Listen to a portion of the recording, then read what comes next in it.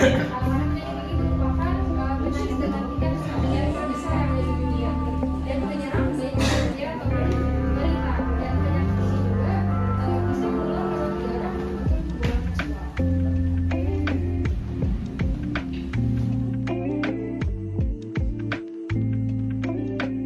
Misalkan si Boy kena pelecehan seksual, terus aku nih sebagai temennya harus tahu nih dia kena pelecehan seksual. Nah aku nih harus gimana?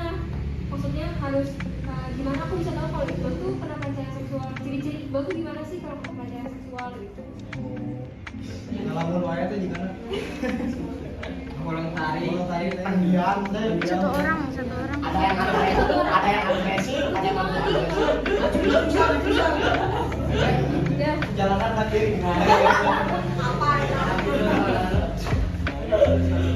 apa?